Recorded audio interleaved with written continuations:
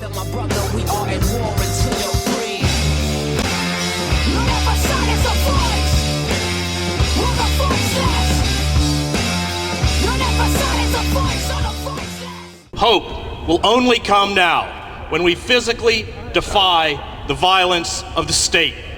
All who resist, all who are here today, keep hope alive. All who succumb to fear, despair, and apathy become an enemy of hope. They become, in their passivity, agents of injustice.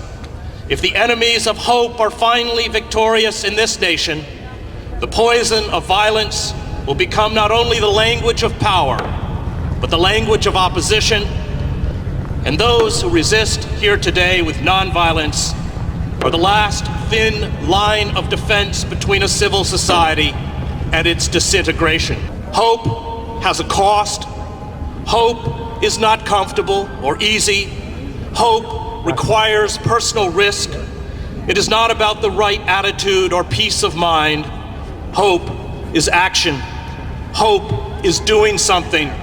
The more futile, the more useless, the more irrelevant and incomprehensible an act of rebellion is, the vaster and more potent hope becomes. Hope never makes sense. Hope is weak, unorganized, and absurd. Hope, which is always nonviolent, exposes in its powerlessness the lies, fraud, and coercion employed by the state. Hope knows that an injustice visited on our neighbor is an injustice visited on all of us. Hope posits that people are drawn to the good by the good. This is the secret of hope's power. Hope demands for others what we demand for ourselves.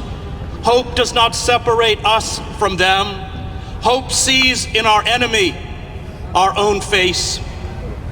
Hope is not for the practical and the sophisticated, the cynics and the complacent, the defeated and the fearful. Hope is what the corporate state, which saturates our airwaves with lies, seeks to obliterate. Hope is what this corporate state is determined to crush. Be afraid, they tell us. Surrender your liberties to us so we can make the world safe from terror. Don't resist. Embrace the alienation of our cheerful conformity. Buy our products. Without them, you are worthless. Become our brands. Do not look up from your electronic hallucinations, no. Above all, do not think, obey.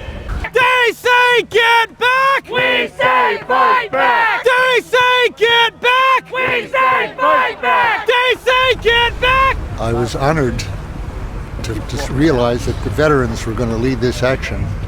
I was very pleased to see that. As a veteran myself, I know that people here understand that this war is as hopeless and wrong as the war we participated in Vietnam, and that it's not going to end by a presidential initiative. It'll only be because the American public have awakened to their responsibilities and to the realities of this war. Now, Bradley Manning has helped bring us home to the, if he is the source of the WikiLeaks documents. The 15,000 civilian dead in the Afghan war, in the Iraq war logs that were revealed that had not been reported in the news press are 5 9/11s that the Pentagon was counting, contrary to their denials, but not reporting. The American people haven't yet responded to that very much. A problem here is what I would call a big lie, Joseph Goebbels' kind of big lie, which is more easily believed than a little one, which is that these wars are protecting American citizens here at home. I expect that our president will sometime today tell us that he's keeping troops in Afghanistan, that he's not proposing yet to have significant withdrawals at the middle of this year, which he earlier promised, because those troops are protecting Americans at home. He said that to him in Afghanistan. Well, I can kind of excuse a president saying to troops in the field that he's sent into harm's way wrongly that they're doing a good job and they're protecting their folks back home, even when it's not true. I can understand him saying that, and to their families.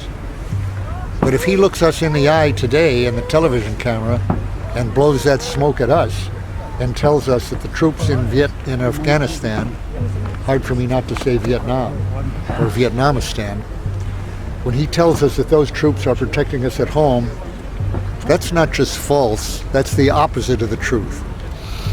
By creating universal hostility to us in the Muslim world by wrongful killing of Muslim civilians and Arabs, and perhaps someday Iranians, he's recruiting for Al-Qaeda. He's giving aid and comfort to Osama bin Laden and Mullah Omar. I was deployed to Iraq twice, and once you've been there, you realize that we're not doing any good for those people. Just because we throw them some water and some blankets every now and then when we go out on convoys doesn't make up for the fact that we're killing them day and night on a daily basis for no reason whatsoever. And once you come to that realization, it becomes pretty clear that this is where you need to be, and these are the kind of stands you need to take. The powerful do not understand hope. Hope is not part of their vocabulary. They speak in the cold, dead words of national security, global markets, electoral strategy, staying on message, image, and money. The powerful protect their own. They divide the world into the damned and the blessed, the patriots and the enemy, the privileged and the weak. They insist that extinguishing lives in foreign wars or in our prison complexes is a form of human progress. They cannot see that the suffering of a child in Kandahar or a child in the blighted urban pocket of our nation's capital diminishes and impoverishes us all. They are deaf, dumb, and blind to hope. Those addicted to power, enthralled by self-exaltation, cannot decipher the words of hope any more than most of us can decipher hieroglyphics. Hope to Wall Street bankers and politicians, to the masters of war and commerce, is not practical. It is gibberish. It means nothing. And this is because they kneel before the idols of greed and money.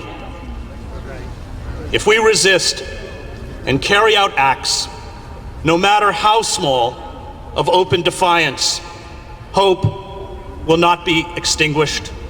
If all we accomplish today is to assure a grieving mother in Baghdad or Afghanistan, a young man or woman crippled physically and emotionally by the hammer blows of war, that he or she is not alone, our act will be successful. But hope cannot be sustained if it cannot be seen. Any act of rebellion, any physical defiance of those who make war, of those who perpetuate corporate greed and are responsible for state crimes, anything that seeks to draw the good to the good, nourishes our souls, and holds out the possibility that we can touch and transform the souls of others. Hope affirms that which we must affirm, and every act that imparts hope is a victory in itself. Defenseless under the night, our world in stupor lies, yet dotted everywhere, ironic points of light flash out. Wherever the just exchange their messages, may I, composed like them of eros and of dust, beleaguered by the same negation and despair, show an affirming flame. Thank you.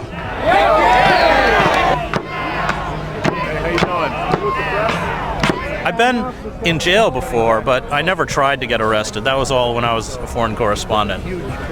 This is the first time I sort of figured that was an inevitability here. Why now? Why? Because it's all we have left at this point. That's right. The mechanisms, the normal mechanisms by which democratic participation are rendered possible in this country have been closed shut. And if we don't do this, we die. This is what's left of hope in this country. This right here today.